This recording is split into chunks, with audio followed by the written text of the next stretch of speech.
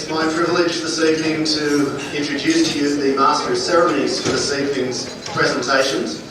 Many of you will know Greg Allison, our Vice President for Chapters. I'm almost tempted to take the microphone away for those who've seen Greg present at previous conferences. May I introduce Greg Allison.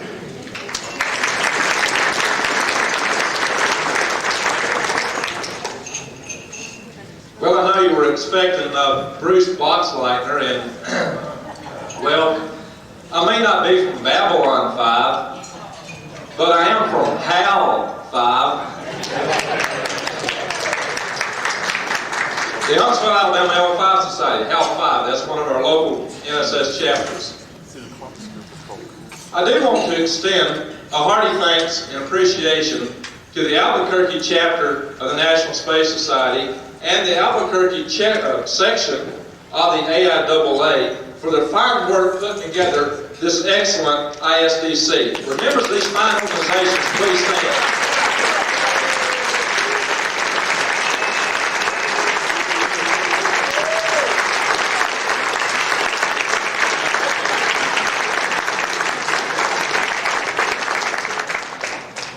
Fantastic.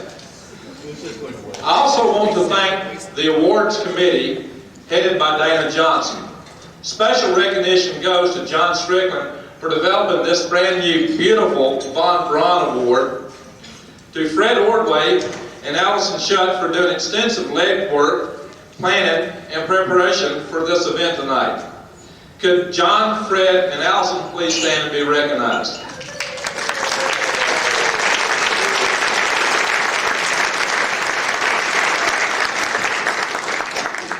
Now I'd like to invite our president of the National Space Society up for a few remarks, Dan Brandenstein.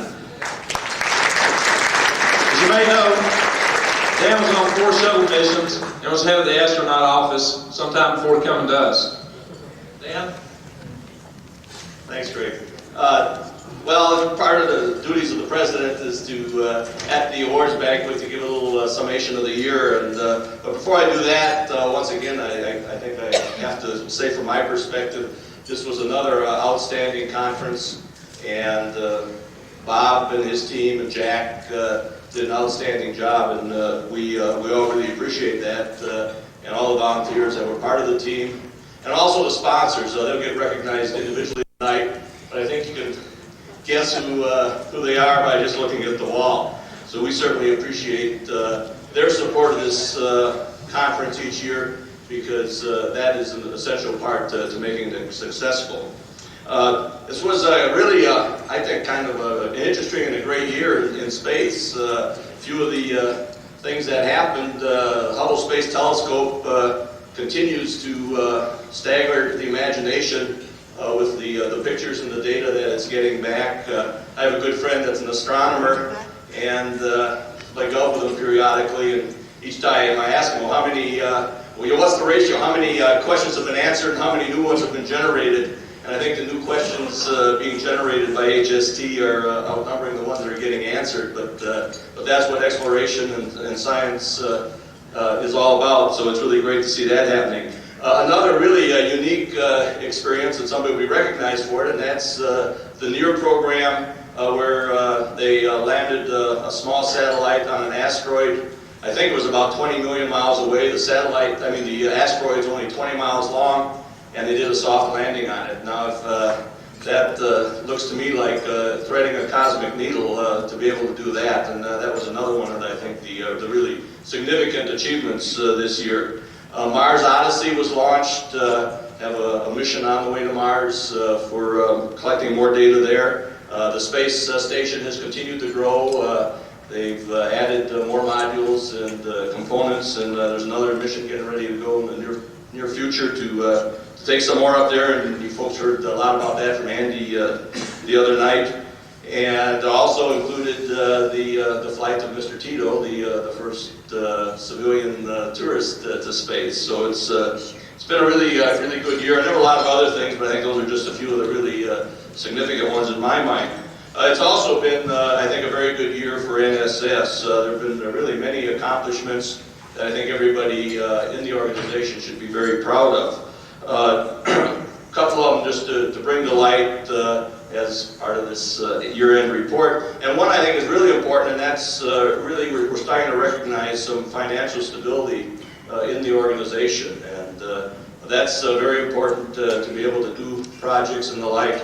And a lot of that was due to the more business-like approach taken to the financial aspects of it. So things have really settled down, and we have the stability that I think we need, and we're continuing to grow that. Also, there were a number of projects that were undertaken that brought some revenue in, and those were things like the From Earth to Moon project that we supported, the Mission to Mars project that we supported, and also there were several Apollo anniversary celebrations, and all of those, through the excellent management of Pat Dash, ended up in the black, and whatever is black at the end gets added to our revenue stream, so that's been really good. Also, we were fortunate to get a very generous bequest from Mr. R.W. Duncan, who passed away, and he'd been a member for many years, and remembered NSS in his will, and we got some money that we applied to the endowment fund. So that all was, I think, very positive. Another very positive event, or series of events, was the roadmap. Last year we rolled that out at this conference, and that's basically our roadmap, and that we're going to be using for the years to come. And it also was addressed in more detail in the January issue of Ad Astra, and we and Pat and the board of directors team have been getting very positive feedback on that roadmap, and as you can well imagine, that is really key to our future, that we have a roadmap, the milestones and the barriers, and that we address those and approach those and use those as keys to our job to address the Congress and the Hill and other people in the United States to get better support for our space programs. Also something that I felt we were kind of behind the power curve on last year, we've really made a lot of progress, and that is the area of projects. It has gotten a lot of attention over this last year. One of the events at this conference was Francis Gover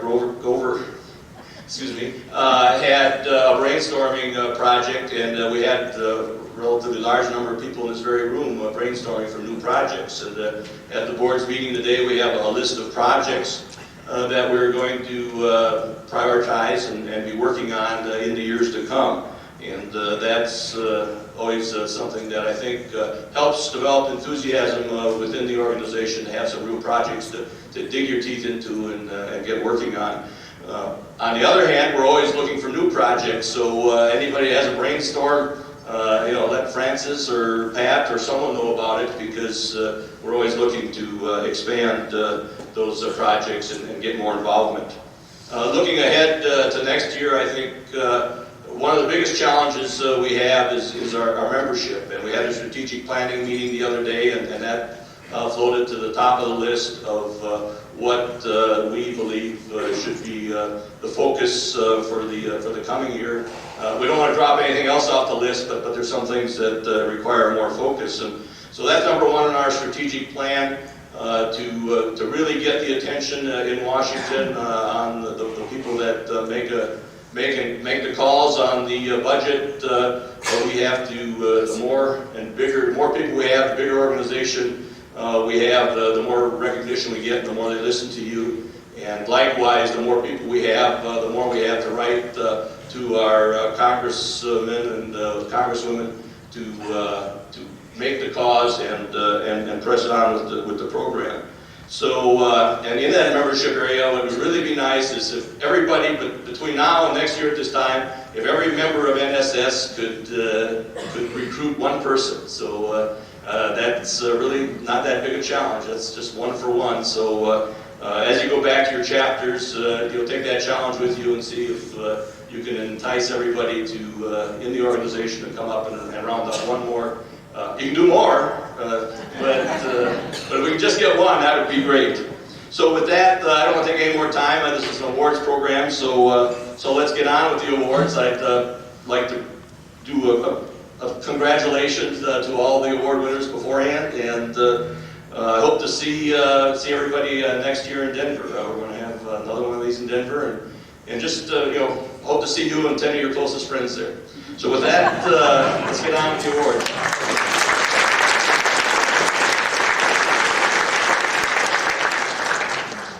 Yeah, especially that 10 friends business.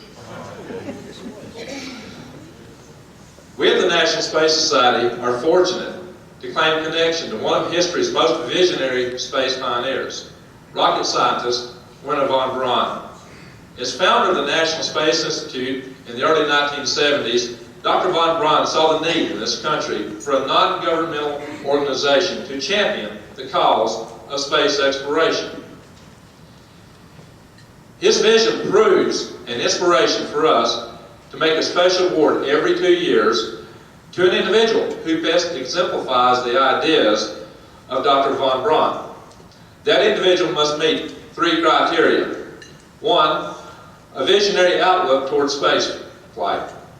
2, the ability to promote the vision that von Braun extolled. And 3, the capability to manage interdisciplinary teams while at the same time promoting cohesion, teamwork, and the can-do spirit.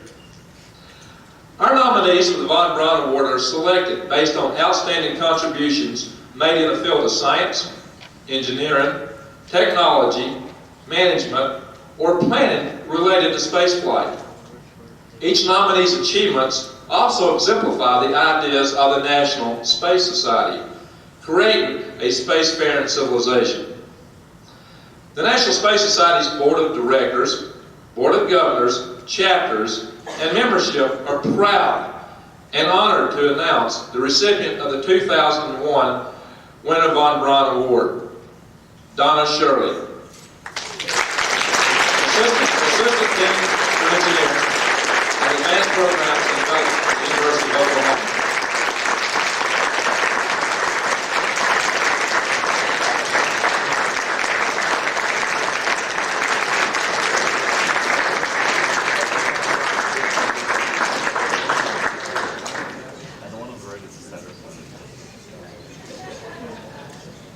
Wow, is that gorgeous? Is that gorgeous? Yeah.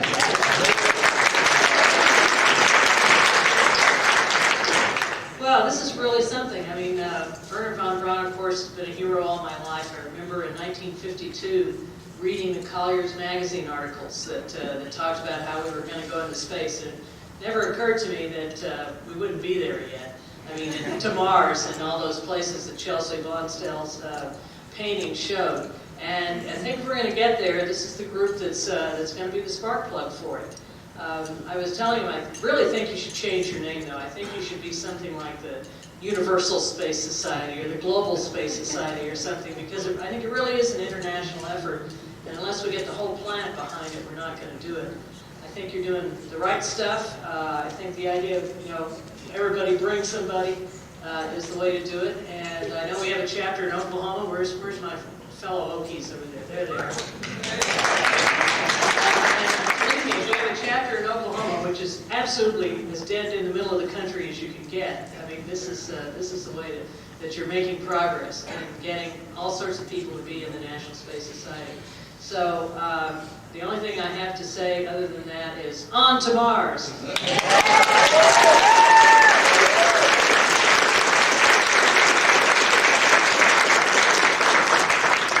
I do want to say a few good things about Donna Shirley. She is Assistant Dean of Engineering and Advanced Program Development at the University of Oklahoma.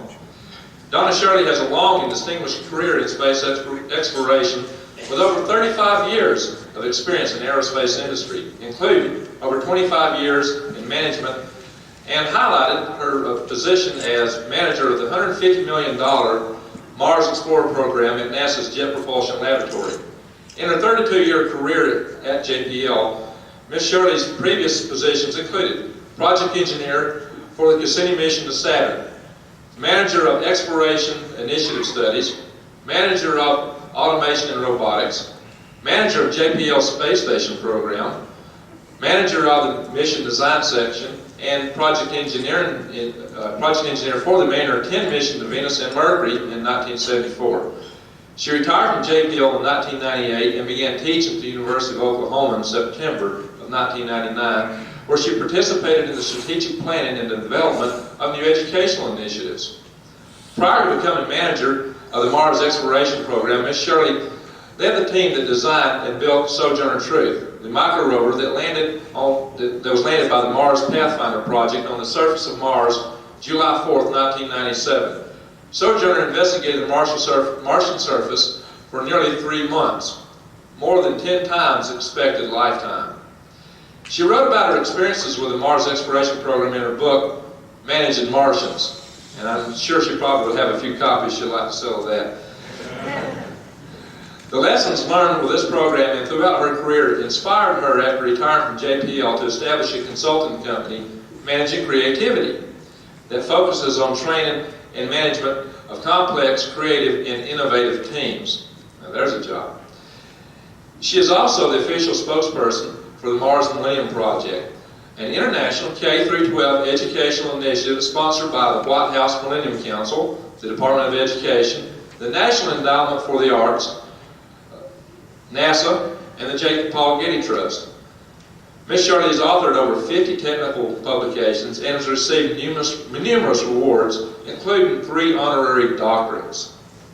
So it was a real pleasure to be able to present you that beautiful award there.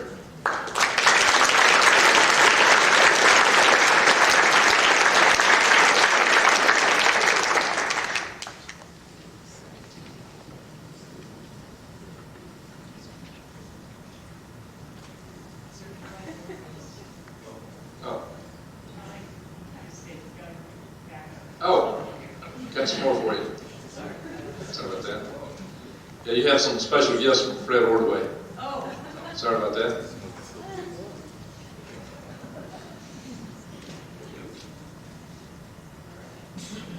Tell us what they are. This is Wernher von Braun, a biographical memoir, and Wernher von Braun, an illustrated memoir. Where's Fred?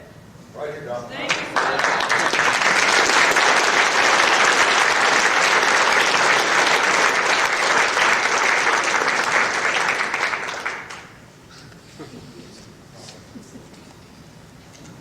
Fred also played a big role in sponsoring a whole lot of the other Von Braun Award. He was on Von Braun's team in Huntsville, Alabama, and it's a pleasure to me to have been in the vicinity of such a great legacy. In addition to the Wernher von Braun Award, the National Space Society also gives the Space Pioneer Award. This award recognizes those individuals and teams whose accomplishments have helped to open the space frontier. The awards are divided into a number of categories. The intent is to recognize those that have made significant contributions in different fields of endeavor to develop space-faring civilization, which will establish communities and settlements beyond Earth. That's the goal of the National Space Society itself. This award itself is a rendering of the moon in pewter. You can see it right here. It was created by the noted artist Don Davis. The moon may not at first seem to be an appropriate choice to represent the spirit of a space pioneer. Certainly, any number of outer planets might have served just as well. However, the choice of the moon becomes clearer when it is considered that in almost any scenario involving the expansion of humanity into space, development of the moon's resources is going to be a requirement. The award is given to recognize the pioneering spirit, not just to those that wish to see, hear, and talk about what's over the next hill, but to those who wish to strive to make what is past that hill a place where people have an opportunity to go and make a life for themselves. Our first recipient of the Space Pioneer Award for Science and Engineering is given to the team whose groundbreaking efforts have led the expanding scientific understanding of asteroids and to further our understanding of the processes and conditions during the formation and evolution of the planets. This team, led by an individual who is internationally known for his scientific research. The National Space Society is pleased and honored to award the Near-Earth Asteroid Rendezvous Mission Team, led by Dr. Robert Farquhar as Mission Director, with a Space Pioneer Award in the Scientist Engineer category. Accepting on behalf of Dr. Farquhar is the NEAR team of the NEAR team is Jason Jenkins. Jason has a BS and MS in physics and has been employed by JHU Applied Physics Laboratory since 1989 as the lead power system engineer with the NEAR Shoemaker program.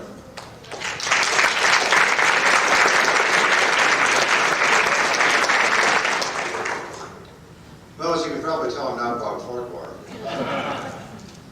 I asked Bob what I should be speaking about when I came to receive the award on behalf of him and the NEAR team. And in an unprecedented level of modesty, he said, "Jay, focus on the team." Those of you who know Bob can appreciate that. The NEAR team consists of several organizations. The Applied Physics Laboratory is the team that is managing the program on behalf of NASA. And we were managing it from spacecraft, concept design, all the way through mission analysis. But very instrumental to that were other components of the team, in particular the Jet Propulsion Laboratory, who provided the navigation which allowed us to make that soft landing on the asteroid Eros. Additionally, we had Cornell University, the University of Maryland, MIT, the University of Arizona, NOAA, NASA's Goddard Space Flight Center, NASA's Solar Data Analysis Center, Malin Space Science Systems, Southwest Research Institute, Northwestern University, UCLA, Catholic University, Computer Science Corporation, and the Max Planck Institute for Chemistry, as well as scores of vendors and subcontractors that all compose the team. Now, something that's unique about the particulars of the NEAR program is exactly how the team is organized. In an unusual way of configuring a spacecraft team, right from day one, the scientists and the engineers actually work together.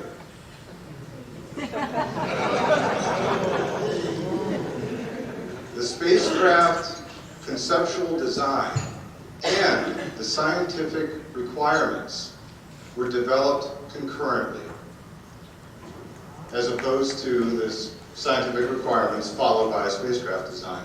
And that continued on throughout the program. Each week we would have status meetings, which would have representatives of the science team, representatives of engineering, the accountants who held our purse strings, mission operations folks, so that we would know that we'd be building a spacecraft that not only could be built, but could be flown. And that progressed throughout the entire program. Individuals that were part of the design were also part of the integration and test, and went on to become part of the mission operations team. So we had continuity of an integral team spirit. So, on the basis of that, I can say that on behalf of the scientists, the engineers, the accountants, the mission operations folks, the secretaries, the photographers, the whole shooting match, I thank you very much for this recognition.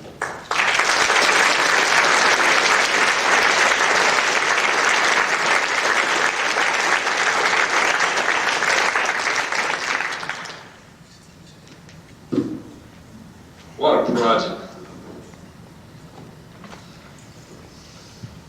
Many of you know the next recipient of the Space Pioneer Award for Media. He has had a distinguished career as a journalist, researcher, and consultant in expanding public awareness of space programs and activities at a national and international level. He has long been associated with the National Space Society, serving first as programs manager for the National Space Institute, and later as editor and editor-in-chief of various NSI, NSS publications, including Insight, Space World, and Ad Astra. Furthermore, he has served in key research positions on a number of governmental studies and commissions, including the Office of Technology Assessment and the Reagan administration's U.S. National Commission on Space from 1985 to 1986. He has provided extensive support to NASA in our public outreach efforts. Currently, this honoree is a consultant director in the Washington, D.C. based Space Data Resources and Information, a private clearinghouse for information pertaining to the worldwide space activities. He is a regular contributor and correspondent for Space News, Space.com, and the American Institute of Aeronautics and Astronautics Aerospace America magazine, and many other journals and newspapers, including New Scientist, Astronomy, Sky and Telescope, and Odyssey magazine, a children's space science publication, the San Diego Union, and the London Financial Times. Whew. For his expertise, many activities, and long-term contributions to increasing public awareness for space activities and issues, the National Space Society is delighted and honored to present the 2001 Space Pioneer Award for Mass Media to Leonard David.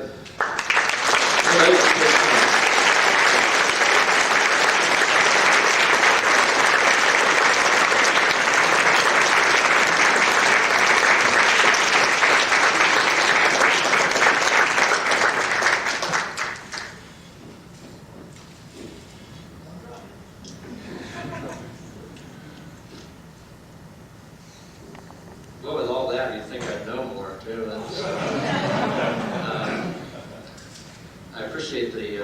I really appreciate this award. It's very timely in my life, because I'm always looking for kind of my own propulsion push to the next article, and soul searching of why I'm involved in writing.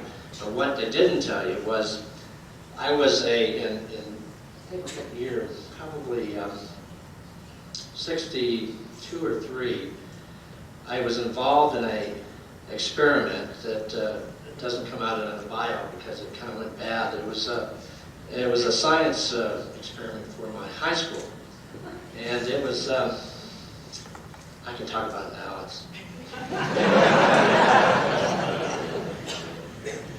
I named it EPIC, Project EPIC, EPIC, which stood for Experimental Prolonged Isolation Chamber. And what it was a huge plywood box that I had built. Jerry Sylvester, a friend of mine, and both of us built this huge box that we could climb into and simulate space. Being confined, light deprivation.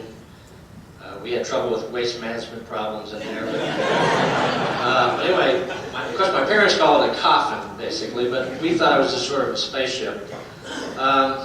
And we had, I stayed in there for 8 hours, drawing power off of a backyard electrical outlet for 8 hours. And we had written to lots of, scientists and engineers about how to design this thing.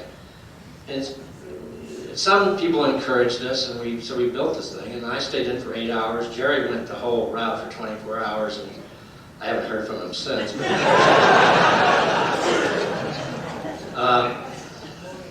But when I got done with my 8-hour stint, I did get a letter from, it could have been from some of the medical places around here. It was I think it's a famous guy. He said, "Don't do this. There could be brain damage." So that's why I turned to journalism. But just a few little caveats here for my little space and time.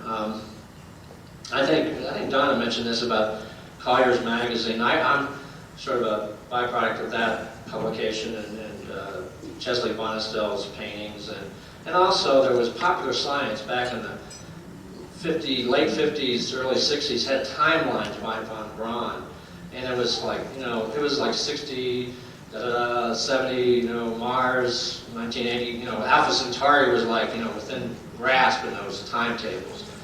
Now the problem living in Washington, D.C. is that you have to live this day by day. That's what I've come to find abhorrent, because it's easy to put those time scales out there and jump from decade to decade. But boy, watching the space program evolve day by day has been a real interesting exercise. And moving from California, it was a lot easier to appreciate it from a distance, but when you get into Washington, D.C., you really have to live it day by day. amazing. And I sort of salute all you folks for putting up with it day by day, because it's you have to do it because to keep this dream alive, and you folks are a major part of that. A couple little things. This expanding into the solar system, as I get older, now I realize it's more my pants size, whereas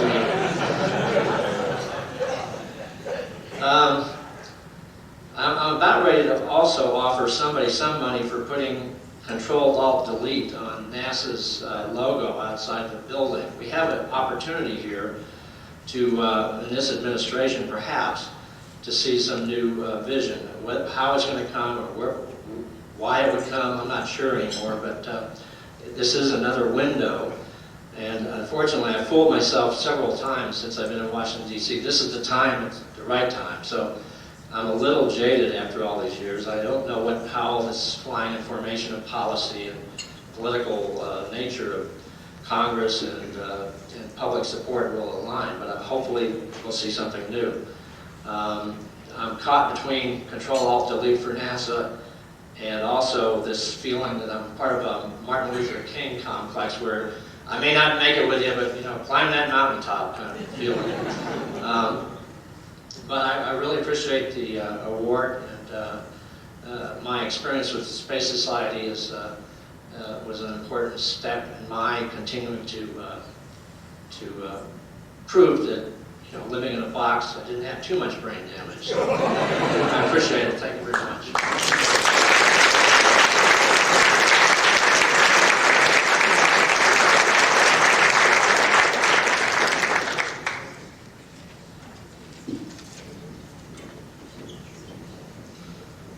We in the National Space Society like to have a little fun and surprise people sometimes. So we actually hid one of these awards, and it's coming out right now.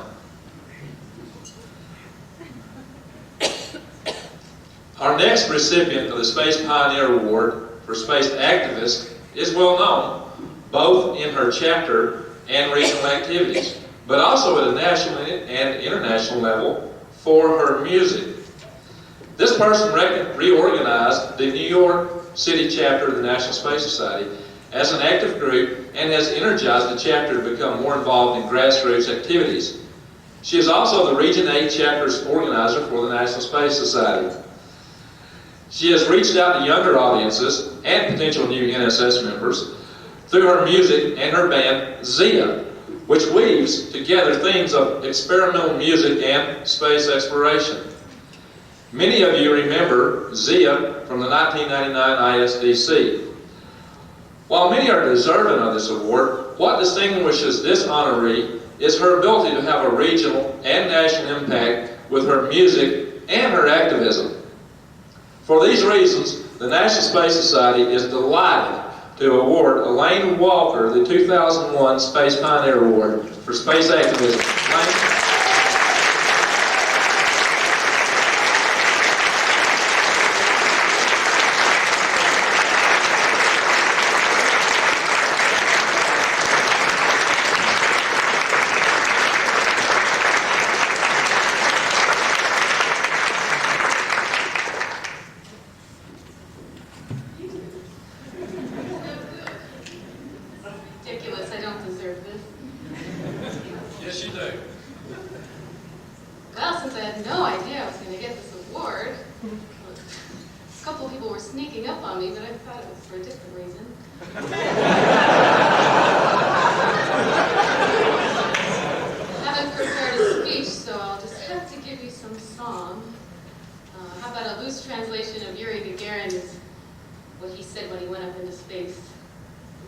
Dear friends, compatriots, and people of all continents, in a few minutes, a mighty ship will carry me into the distance. What can I say to you in these last moments? My life seems so complete. Thank you very much.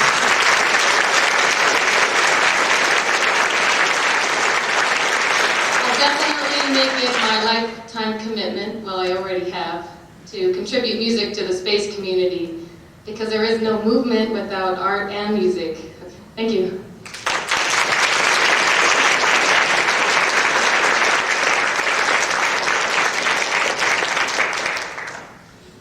Now you see why Elaine was so deserving of that award. And now for the NSS chapters.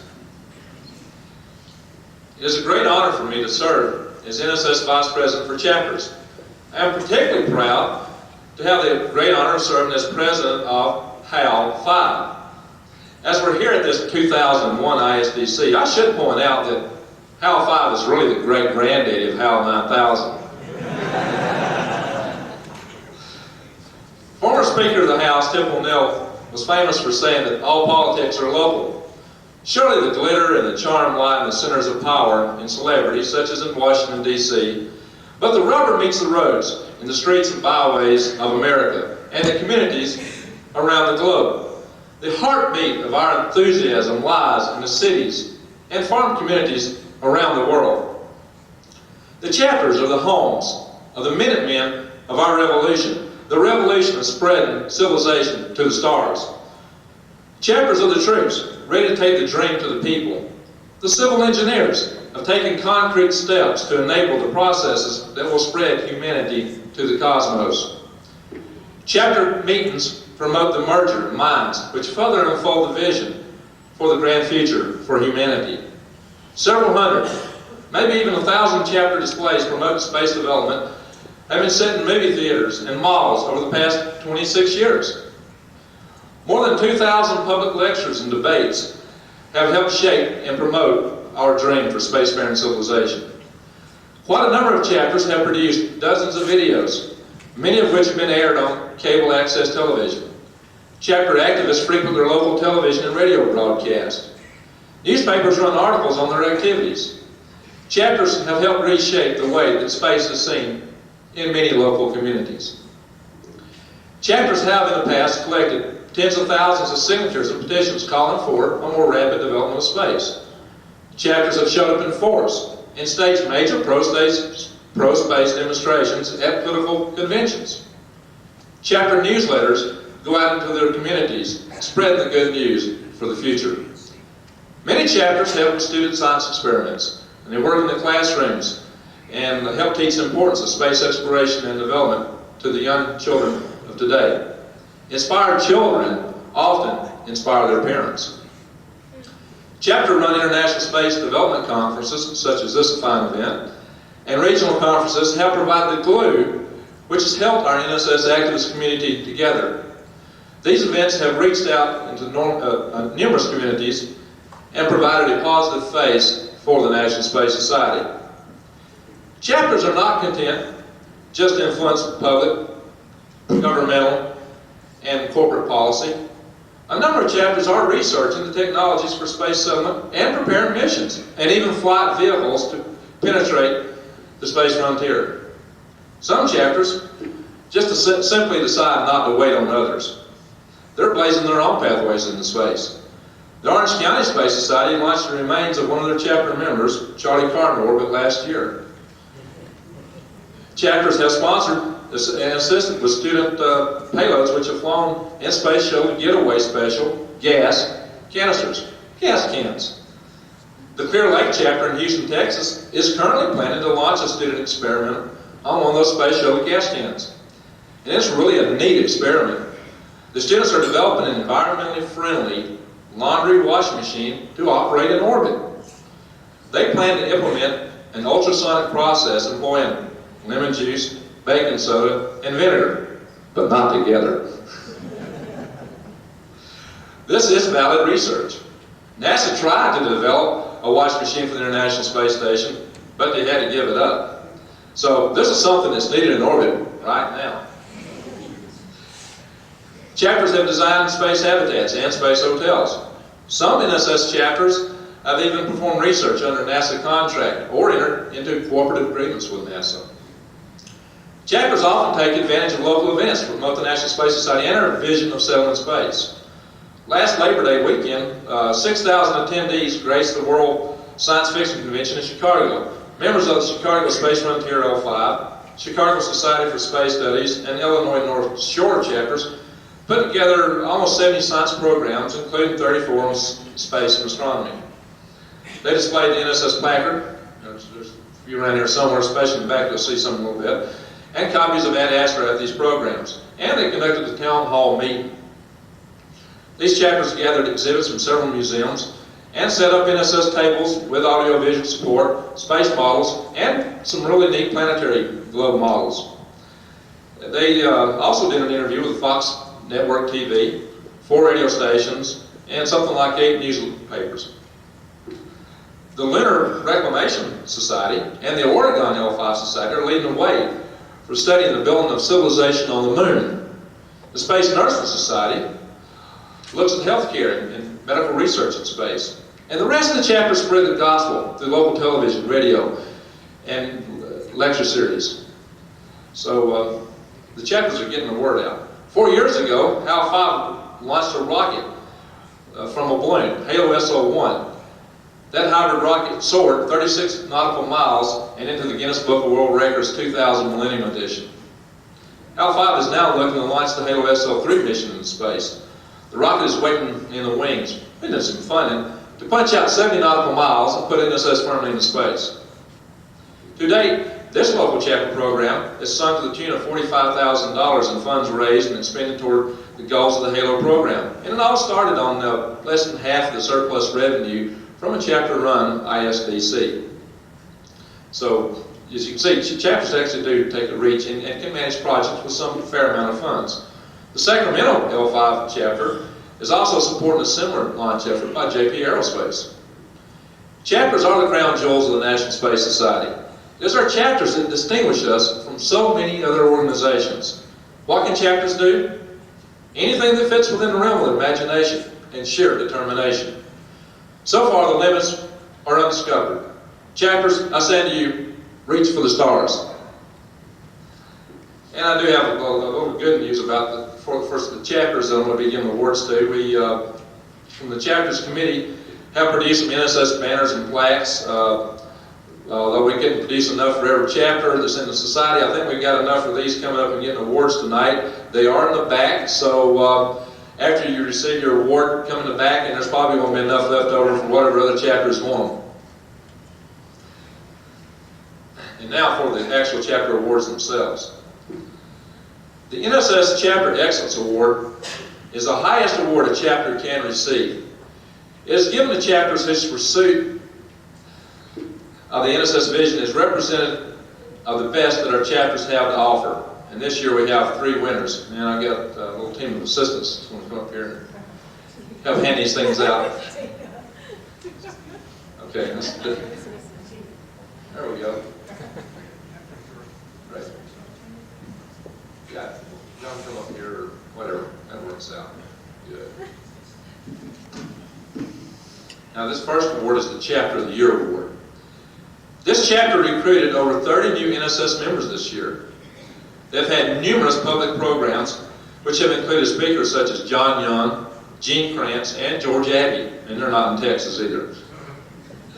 Most notably, they have established a research division of their chapter, which has developed a Martian gravity plant growth experiment and microgravity research. And last year, they flew on 2 missions of NASA's KC-135s, the Vomit Comet, doing microgravity experiments.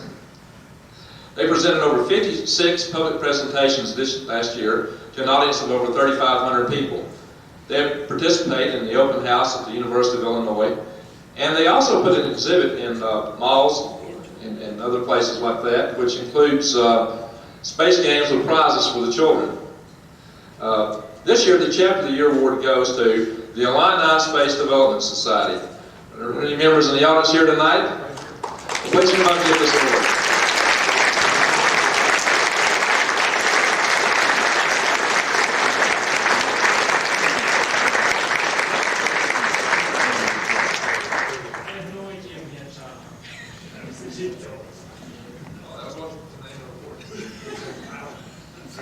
Using JPL. Does that work?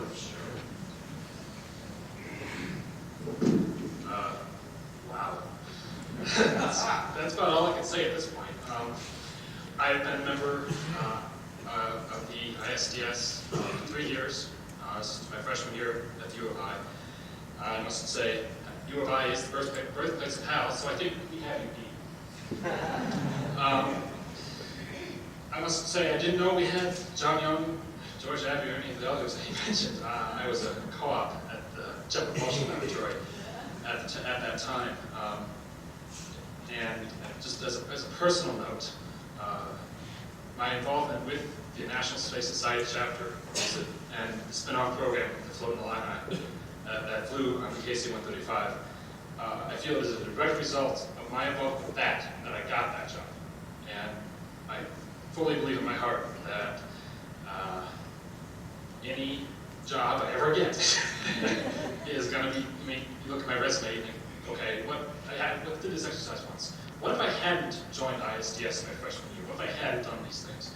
And my resume, well, still pretty decent, but not be anywhere near as good. And that's just, any job I get is going to be because of my involvement with this program and with this group. And I'm very proud for my society to have won this. So, thank you very much.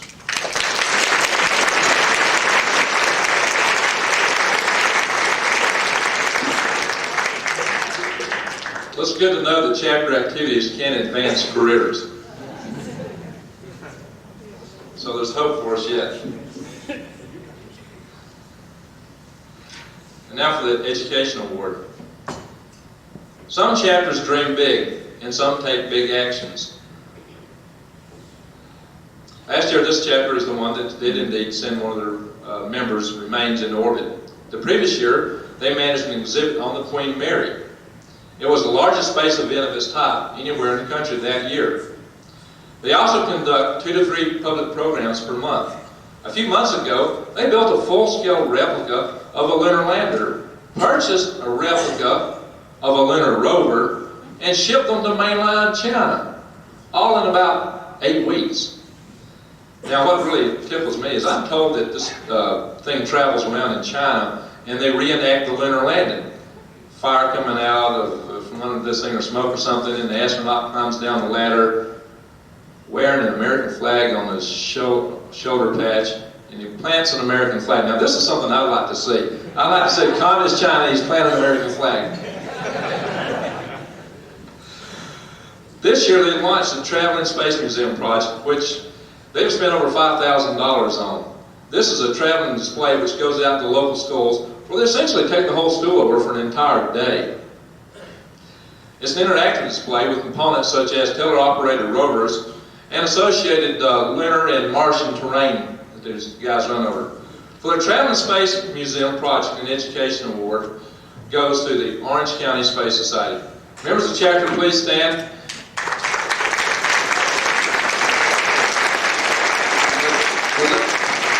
Will Larry Evans please come forward and receive this award?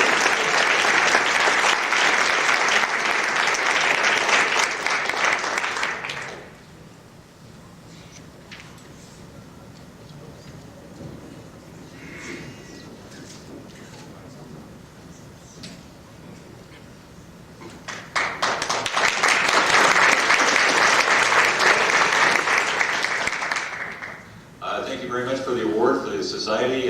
Certainly, as everybody in chapters knows, you can't have something like this without the support of all of your members. And I think we've got the most fantastic team of people with the Orange County Space Society that we could possibly ask for. Specifically, he's not here tonight, but I really want to thank Ivor Dawson. He is the brain behind the Traveling Space Museum, and the support that we've been able to give him is just nothing compared to what he has done himself. I mean, this guy just moves and moves and moves. I think he is. I'm known for not getting very much sleep, and I think Ivor gets about half of what I get.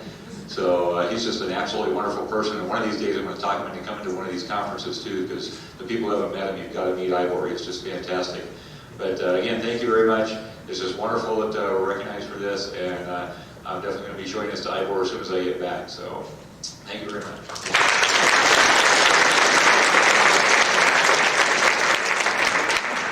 Those guys are hyperactive, I'm going to tell you that.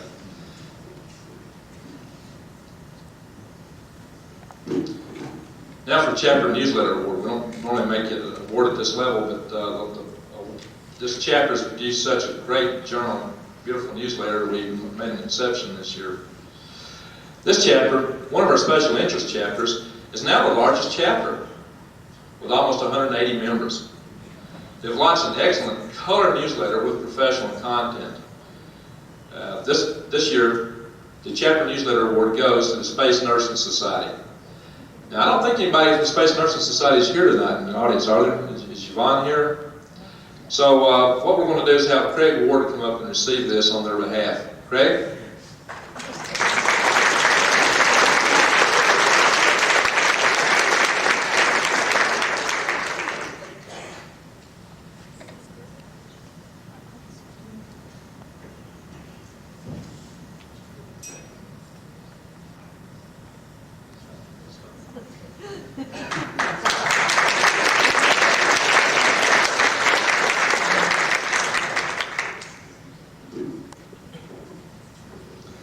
Special Merit Awards. The Special Merit Awards are given to chapters whose programs show exceptional quality and effectiveness.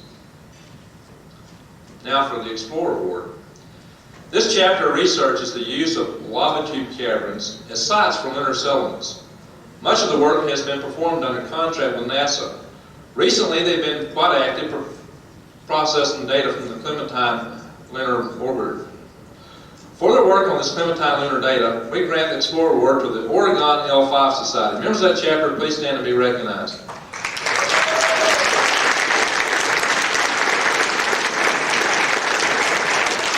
Rise of all that's coming forward to receive the award.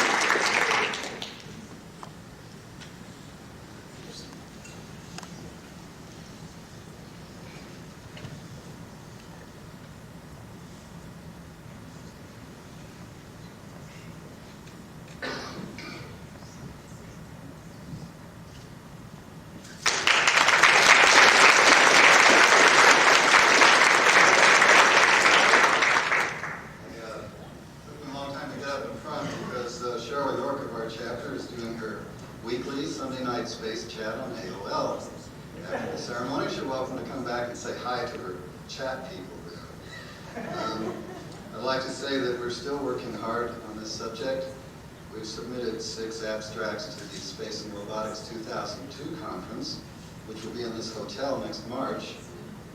And only 2 of those are directly connected with lava tubes, so we're branching out a bit.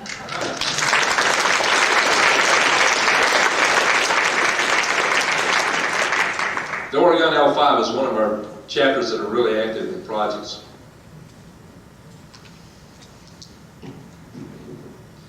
Okay, our Community Service Award. This chapter works extensively with area schools and assists with tours at the Kansas Cosmosphere and Space Center.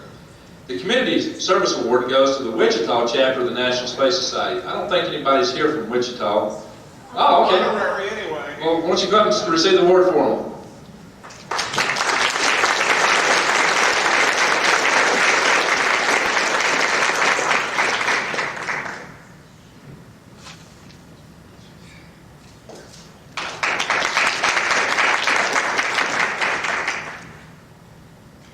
Wichita is my home. A lot of the people in the Wichita chapter are very good friends of mine. Dr. Randall Chambers accepted an award, what, 2 years ago? Yeah, Chapter of the Year 2 years ago. Chapter of the Year 2 years ago.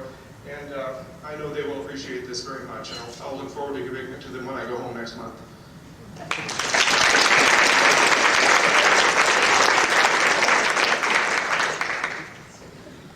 Publicity and Media Award. This chapter proves the small chapters can do big things. They've got about 7 members, and yet they're now in their 9th year of broadcasting a 1-hour weekly television program, which promotes awareness in the public for American Space Program. The Publicity and Media Award goes to the Middle Tennessee Space Society. Now, I know they don't have anybody here tonight, so Ronnie LaJoy, would you come forward and receive this award on their behalf? It just so happens that half of the members of Middle Tennessee are also members of HAL 5. They come down to our programs regularly. Run, Ronnie. You know me, I'll trip. That's why I want you to run. I'm sure you will.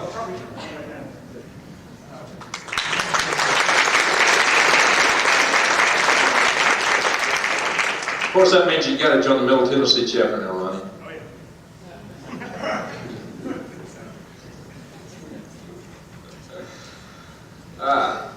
Now for the Most Improved Chapter Award.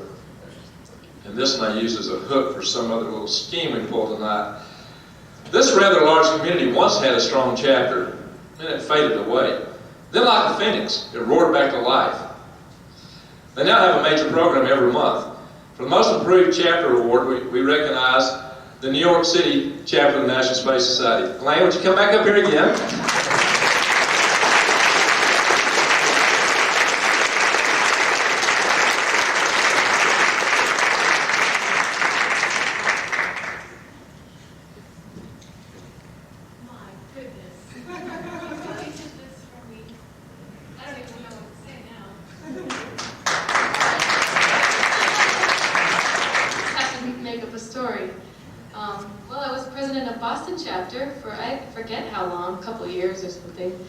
It all started, I joined over the internet to a bunch of mailing lists, eventually found out about NSS and joined up, got the magazine for a couple of years. Finally realized there was a local community, meetings once a month. Showed up to about 4 meetings, and on the 4th meeting, they were having nominations at the end of the meeting. Yeah, I look really naive, right? Well, I still am. And so I said, well, bye, I don't know anyone. So, after the meeting was over, and Bruce McKenzie said, you come to every meeting, you should at least stay and help nominate somebody. And I was like, well, I don't really know anyone. I mean, I've just been sitting in the back watching the talks, and I don't really know who's who or even what they're supposed to do. I don't know anything about it. And so come on, and Bruce started explaining, this person does this, and Larry Clays was president, but he certainly didn't want to be president anymore. He was ready to step down. And I interrupted. I said, I don't know, how come you need a president of a lecture series?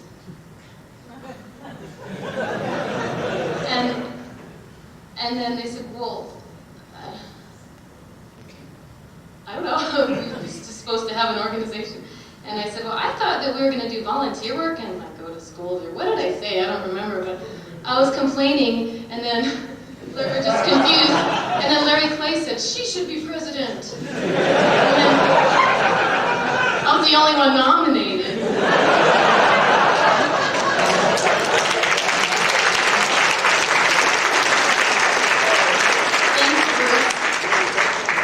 And then I was so paranoid. I didn't know anything about the structure of NASA. I was kind of confused, and I knew, their budget was like $10 billion. I had really no clue. I was just a huge space enthusiast, but didn't really know the politics of it all. So the very next talk, I think it was the very next meeting, I gave a talk called "Do We Need NASA?" And that was Larry's title, not mine. He thought that would attract people to our talk. And it was supposed to be more of a seminar and talk about the space station, and the structure of NASA and whatnot. And I started off this discussion, which turned into a violent argument. I said, if I'm going to be president, I want to know, what do we believe amongst ourselves? Do we even agree on anything? And I assumed everyone agreed on everything, but they didn't agree on anything. Split over the space station. Anyway, I think that's the end of my story. I ended up moving to New York City for grad school and leaving the Boston chapter behind, and Don Doty took over. And it seems like it was 2 ISDCs ago, some people snuck up on me and said, so I hear you're moving to New York City. That disbanded a couple of years ago. And I spent a couple months trying to figure out how the heck to get a room in that city. Finally managed to get a room. So we've been having meetings ever since, whatnot. Thank you very much.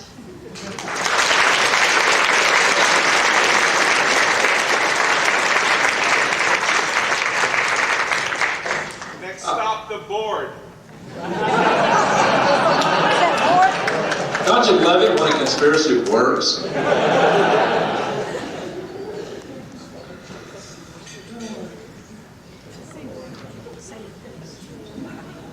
Political Activism Award.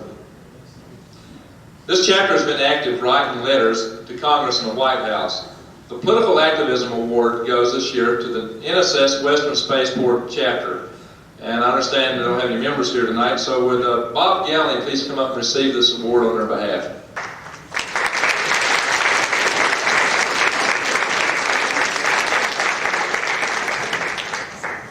Keep the applause coming.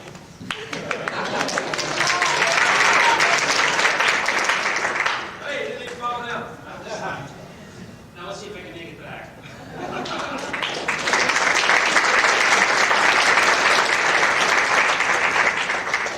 Now tell Jim Spellman hi. Thank you.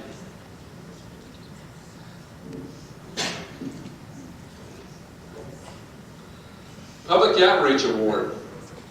This chapter placed booths at local science fiction conventions, provided a lot of public lectures, and an active speakers bureau for their community. For public outreach, we recognize Oasis. I'm sure there's a lot of you out here tonight. Stand up, please, and be recognized. Would Sam Potter please come forward and sing this?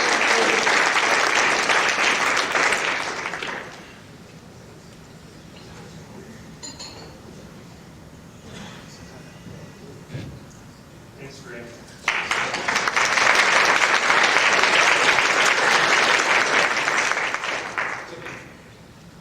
I just wanted to briefly follow up on something Greg said about conspiracies. As many of you know, a show on Fox Broadcasting aired claiming that the moon landings were a conspiracy. Among our outreach and our support of some of the science fiction conventions for which we were honored with this award, we are going to repeat a local panel we had debunking that show. Our goal is a little lower than HAL 5. We'd like to send it into a sub-Pacific orbit.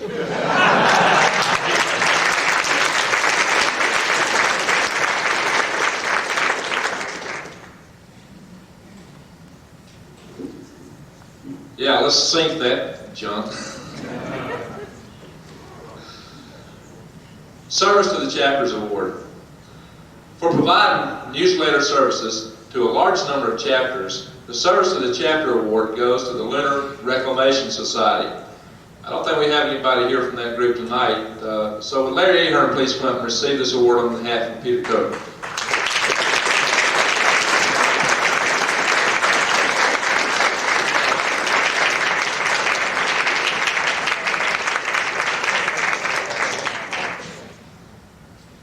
Keeping with the theme, I do want to do this, Craig. Maybe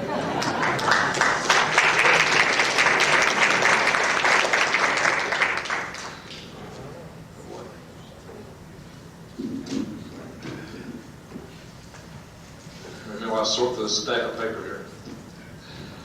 Service to Society Award. This award is really intended for the chapters that provide service to NSS. And it's something that we work with NSS Executive Director to pick this recipient. This chapter is very politically active. Members participate in state-level political caucuses. They also provide a unique service to the National Space Society. They have created and managed our flagship awards, the Highland and Von Braun Awards. This magnificent Von Braun Award presented here tonight was indeed developed by them. The Service to Society Award goes to the Austin Space Society. Members of the chapter, please stand and be recognized. John Freeman, please come forward and see this award.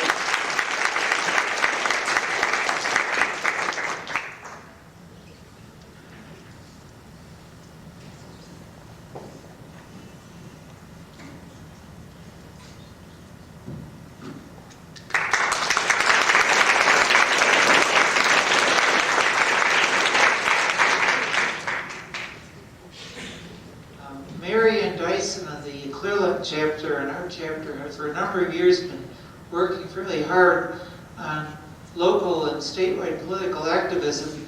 We think it's a very significant additional thing that the chapters can do. Every 2 years in most states there are statewide and local political elections and caucuses from the district level up to the state level. And we've, for the first time, this year were effectively get to the state level and actually were able to change and add material into the Republican, in this case, the platform for 2000. Actually, this was last year. But this can be done in any state and for any party. If you don't belong to a party, I happen to be working with the Republican Party at this time, but whatever your political affiliation is, if you can work with the party and get your platform changed, you can have a direct impact at the political level on the policy of the government. This will eventually get up to the national platform, and then, in fact, I was told by a person at the Mars Society Convention last year that our work at the Houston Republican Convention made it easier for them to change and add material related to space to the National Republican Convention. So this is a very significant work that we're trying to do, we think, and we encourage all the other NSS members to get involved. And if you want any tips or information, contact myself or Mary Ann Dyson, who also strongly backs this effort. Thank you very much.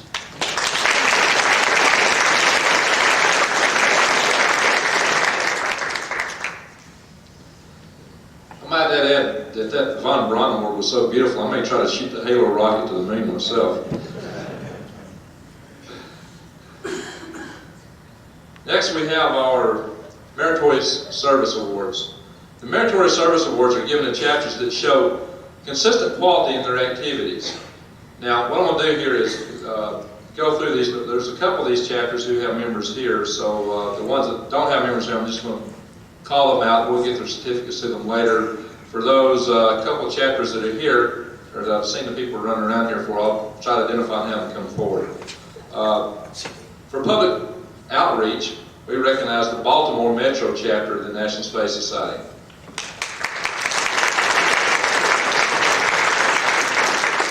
For publicity and media, we recognize the DC 05 Society, and I believe you've got somebody here.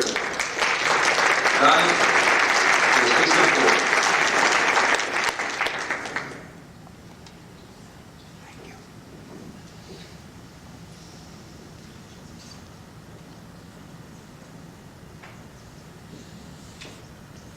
Donnie Luther, the chapter president.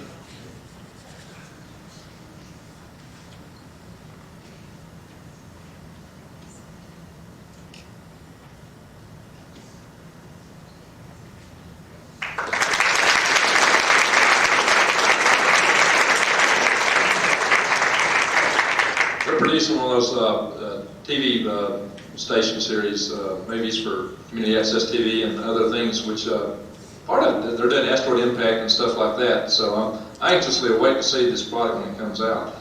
Another chapter that has cable access TV program running about a half hour a week is the NSS Atlanta chapter. And for them, we also recognize them for publicity and media, and I don't believe they have anybody here today either, so we'll get their certificate to them later also.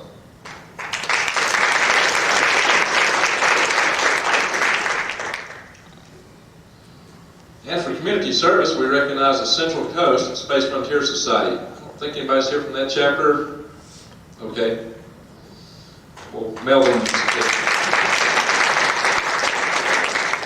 I've seen a couple of people running around for this chapter. For education and service to the society, we recognize the San Antonio Space Society. So stand up, please. Stand up.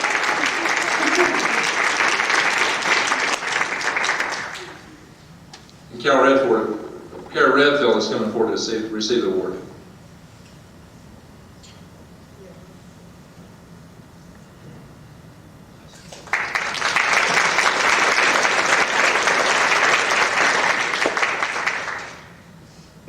And I hope to see this next chapter in force at the next ISDC in Colorado. For they're very big in Colorado.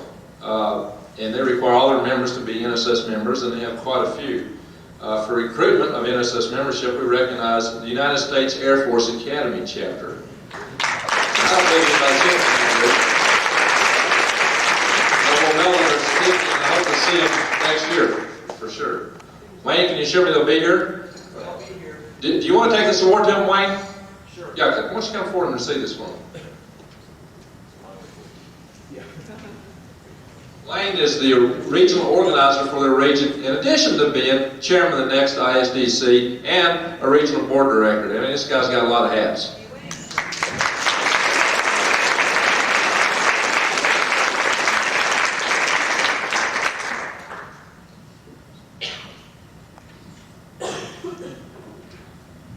And we have a good collection of international chapters. This is the first year we've asked the international chapters to send forward their chapter reports. And based on that, this year we choose to express our appreciation and thanks award to the most promising new chapter, the DRG, which, believe it or not, stands for German Space Society. I don't believe they're here today, but we will mail them their certificate.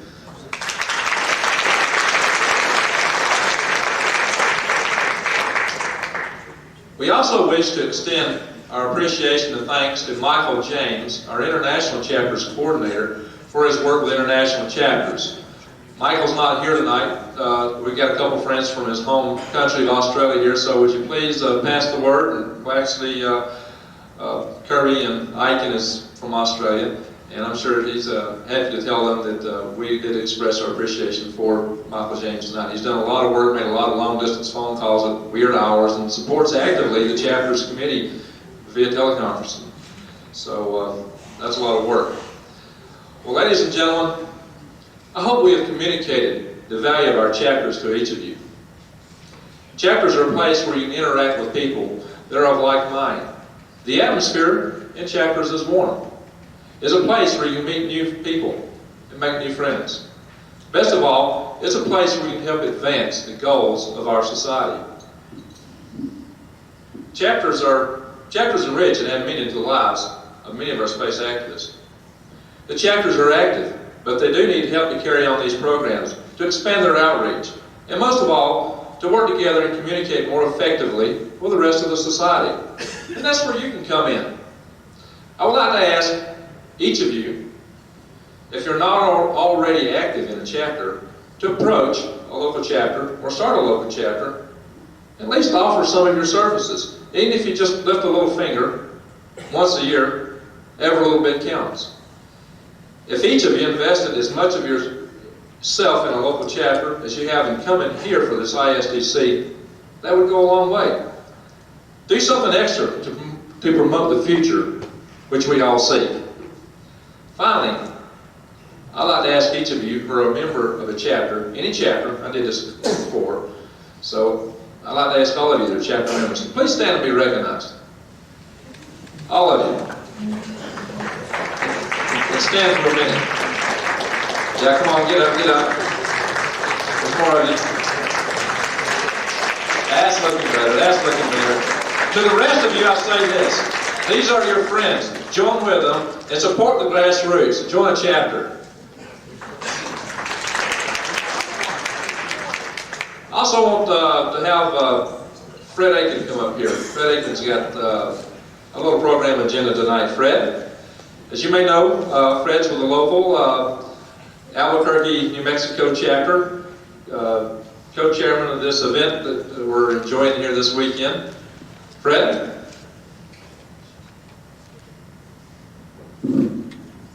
There's a lot of work that goes on with the ISDC.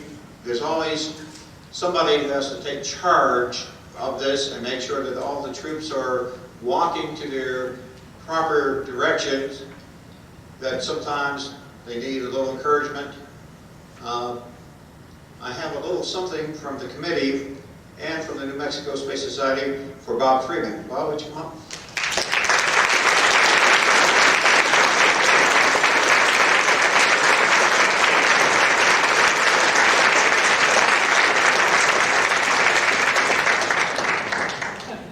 Any chairman of these things have to jump through hoops, and Bob did an excellent time of dancing through this, so I'm going to present him with a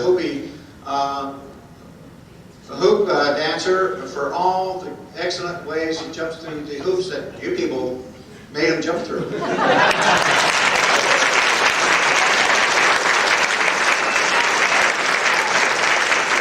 Thanks very much, Fred, and thanks very much to the committee. And I'll be up here in just a couple minutes, I think, to thank all of our members, but I really appreciate it. Thanks.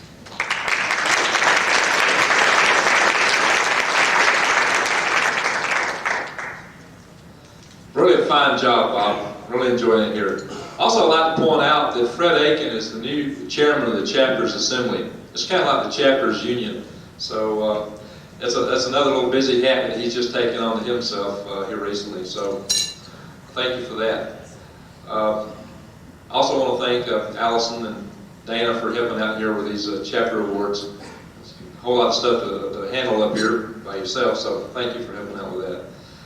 And thank you all. Thank you all for your hard work and dedication to the visions and goals of the National Space Society. Now I'd like to turn it back to Bob. I'm tangled here. I'd like to turn the microphone over to Bob Freeman. I'm just working you to death, jumping through more hoops. Bob's got some closing remarks.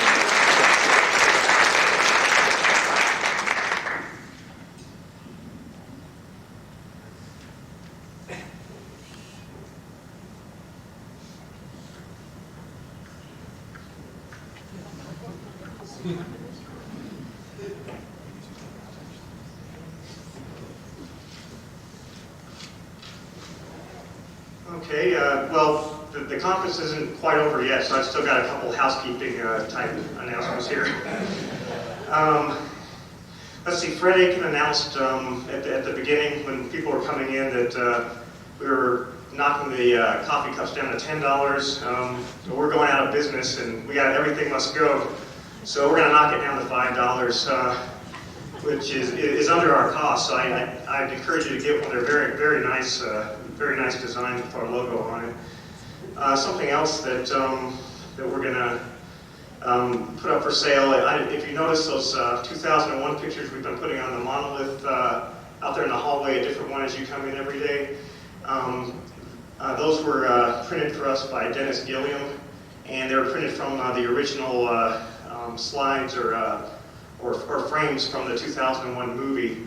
And we'll start out at $35 on each of those and see what kind of price we can get on them, just to recoup some of the money back towards those. And I'll be down in the Rio Grande room at the cash bar that we have afterwards, and after an hour or so, whoever has the best price can buy it. We're going to keep. I'm going to keep one of them. That one that's up there tonight, but the other three are for sale. I'll buy that one. Let's see. And even though these awards banquets are kind of have the atmosphere of a closing ceremony, I just wanted to remind you too that we have a lot of great programming tomorrow. We have 21 presentations tomorrow before the conference ends at noon, including a report on the Mars sample return mission, and people from the program office of Next Generation Space Telescope and the Stardust mission. First of all, I'd like to thank all the attendees and all the speakers that we had. We had, I believe, about 630 registrants. I don't know whether that includes the 60 kids that were registered for the I'm going to lose my voice, for the kids program or not. But that's really a good group. Next, I'd like to thank our sponsors. Let's see, is Chuck Zane here from SAIC? Okay, well, I'll show you what we're giving them. It's a nice certificate with an autographed picture of Jack Schmidt for each of the sponsors.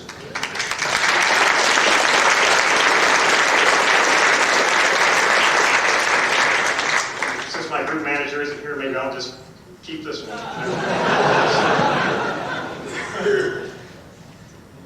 Let's see. Next is BF Goodrich Aerospace Spaceflight Systems. If George Lewinberger could come up.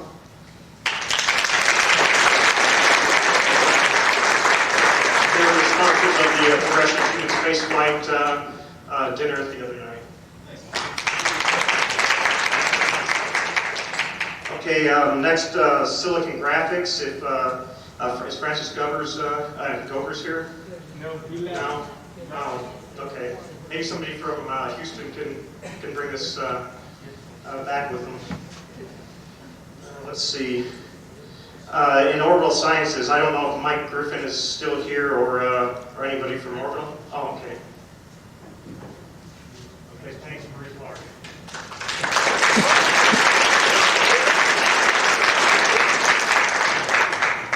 They were the sponsors of the STS 20th anniversary dinner. And is anybody here from Boeing SBS tonight?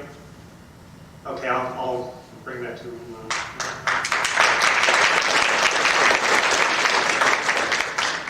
Okay, Embry-Riddle Aeronautical University, Gail Dye will accept that when she's on the faculty. She's on our executive committee, but also on the faculty.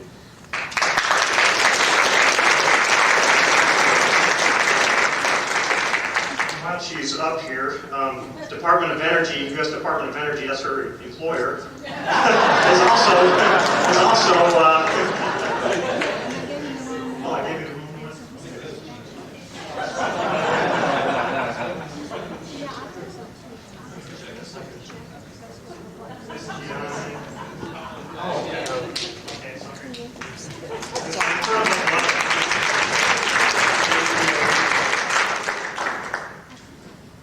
A lot of things have gone like that, but let's see. Okay, Air Force Research Laboratory is Babu Singaraju here today, one of our executive committee members. Okay.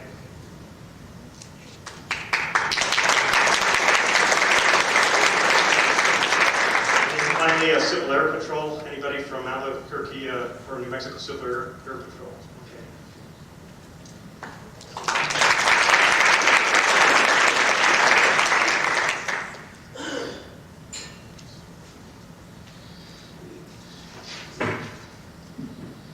Okay, let's see. Next, I'd like to thank the individuals who contributed so strongly to our conference, our executive committee, and other key volunteers. And please forgive me if I miss anyone, but we're going to have certificates for them later. It's kind of like that Japanese industrial process of just in time. We get everything done just in time, and that could we could get that one done in a day or two. But first, I'd like to thank our vice chairman for the conference, Fred Aiken. He was also, and please stand as I.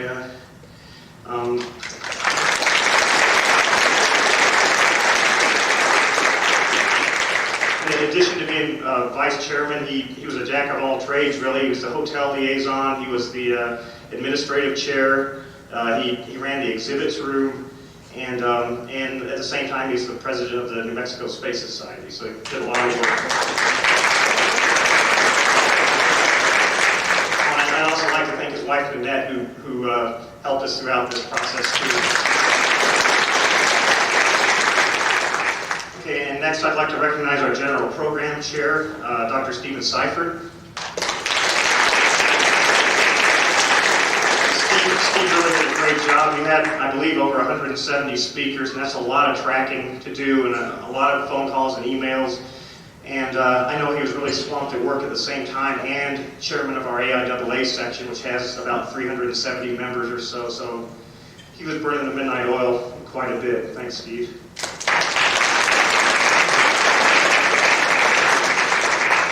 Okay, and I'd like to thank Bob Ubelacker, our conference treasurer, and his wife Sally, who helped him out with the registration. Are they here? They'll probably sound asleep. And Stuart Johnson on our executive committee, he was very instrumental in providing some really sound advice with all of his experience with the Space and Robotics Conference. Let's see, Ron Lipinski, I believe Ron's here.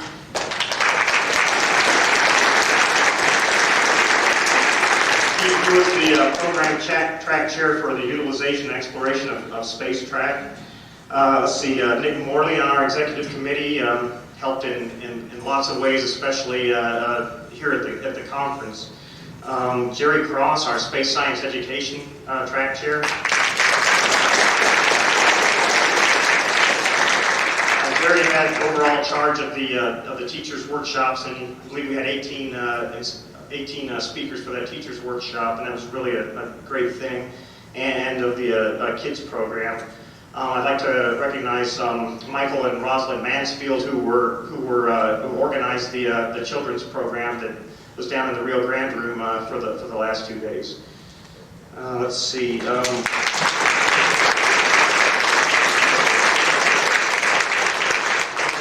Len Duda was our conference secretary and also ran that art show. And Dale Darby, a space artist, really helped him out a lot with that too. Is Roger Leonard here? He was the program chair for special topics and was able to draw in a lot of really big name speakers for us. Joe Trena was our tours chairman.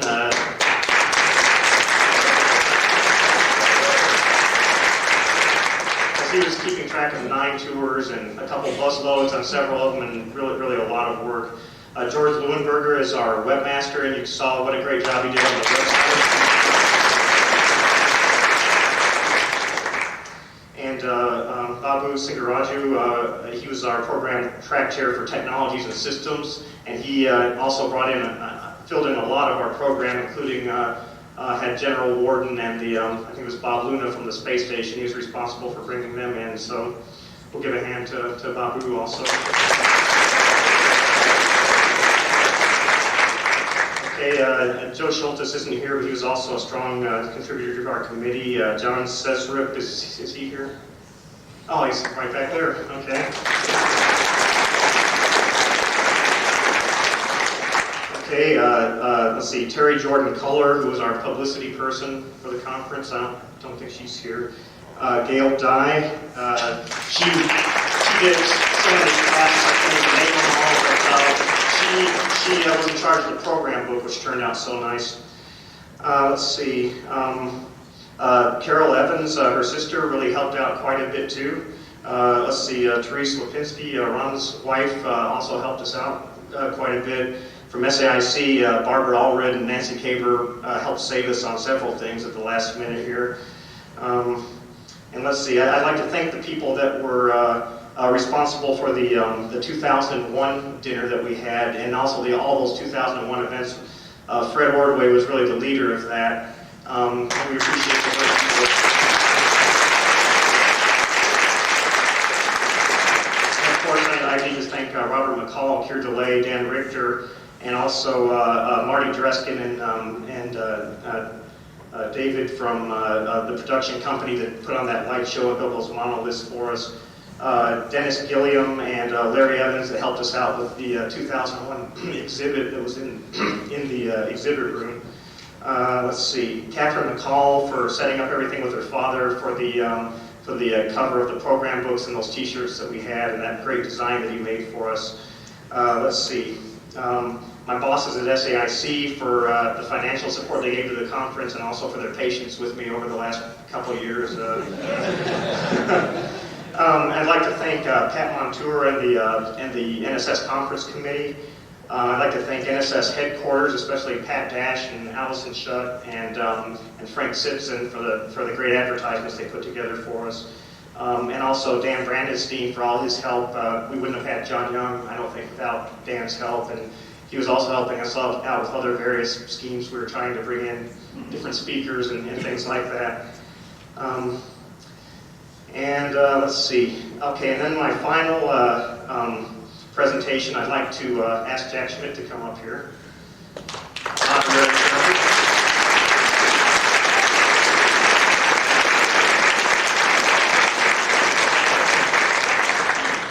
Jack went way above the call of duty that you normally expect out of an honorary chair. Normally they just lend their name to the conference, and that's a lot of help as far as opening doors too. But Jack attended most of our meetings. He helped us on every level and responded just to hundreds of emails from me. I mean, he got back to me on all these things, and I was thinking if autographs are worth something, I could retire now if astronaut emails have a value. We really appreciate it, Jack, and we got you a gift here.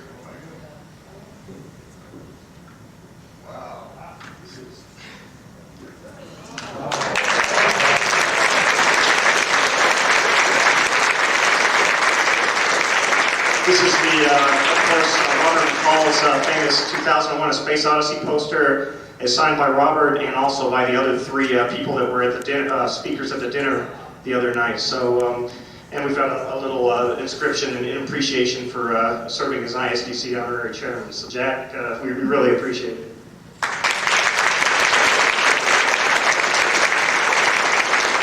That's beautiful, and Bob McCall and I have had a long, sporadic relationship, and it's just great to have that print. That's just wonderful. One thing I want to say, unless you've been there and walked in their shoes, you don't know what people like Bob and Fred and others have done for a conference like this. It is an absolutely unbelievable effort that people will put on a volunteer basis. The reward is the success of the conference.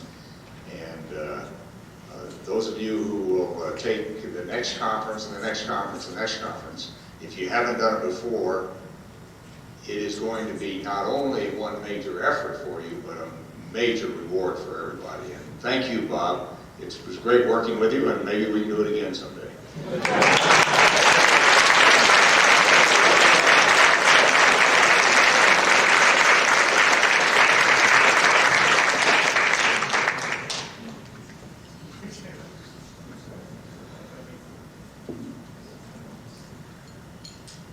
Bob, I can tell you this. I walked in your shoes, and it's almost over.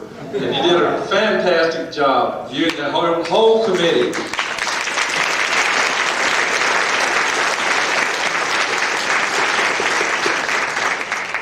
And now for the next guy that's going to walk in those shoes. Wayne White, would you please come up and tell us about the ISDC 2002?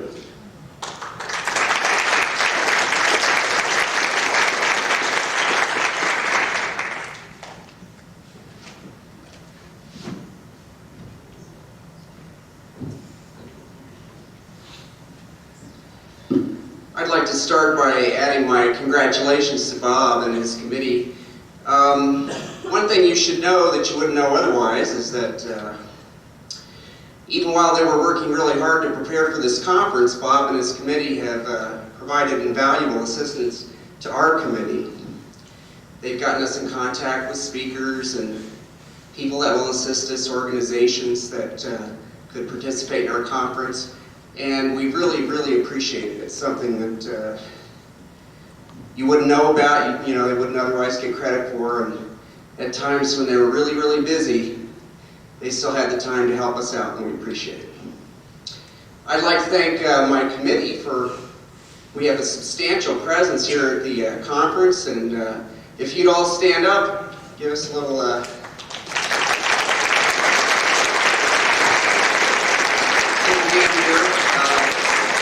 I'd like to especially thank Linda Nelson, who volunteered to help at registration this year so that she could get a little experience for our conference.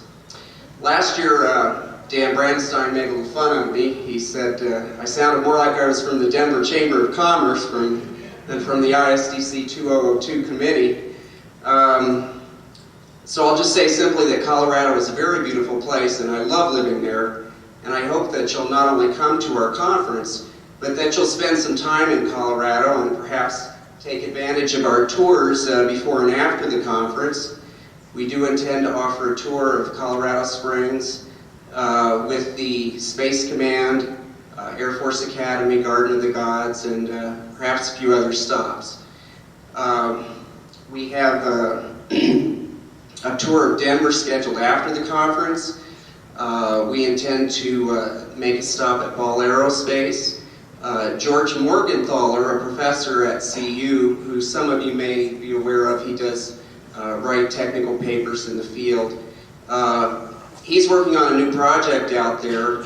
Sounds to me kind of like a holodeck. He gave me a rather technical explanation of it, but it's a big, huge 3D imaging project of some sort. But we'll be making a stop there.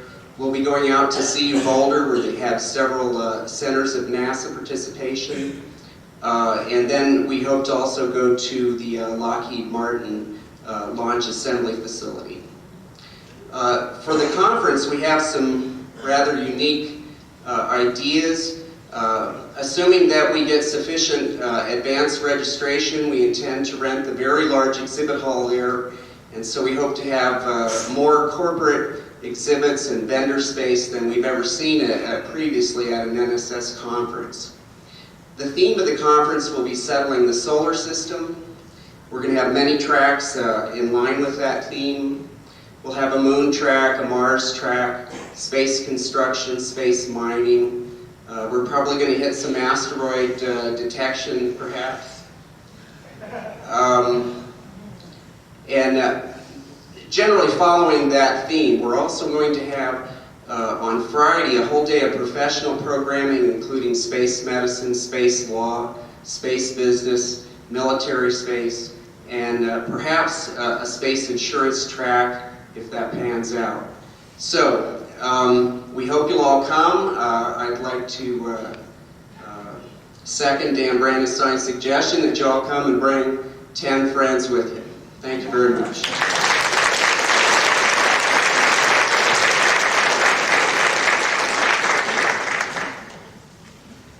Well, I'm sure that ISDC over there in Colorado is going to be just a wonderful experience.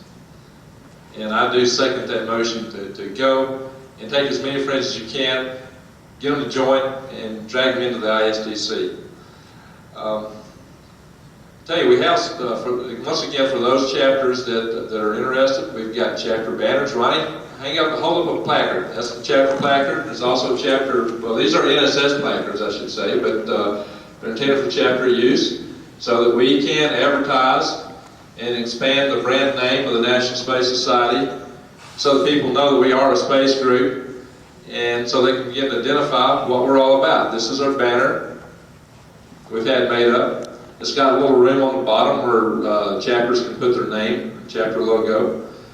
And the previous banners we had were kind of sticky and they would spoil real fast. Those I think will last a whole lot longer. And we're going to get a few of these made up each year until we get a whole bunch of them out there. So please feel free to take some for your chapters. Wow, you know what? We're wrapping up here almost 20 minutes ahead of schedule. Even in spite of all my hot air.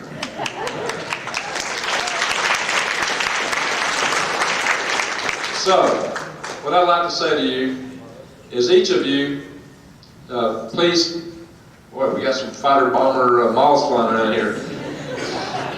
Each of you, please redouble yourself, redouble your commitment to the society. If you're active, get more active. Donate money to the society. Get members in. Join a chapter. Start a project. Help a project out. Do something. Do something. Let's get us into space. And with that I say, may your destiny be in space. Ad Astra, and good night.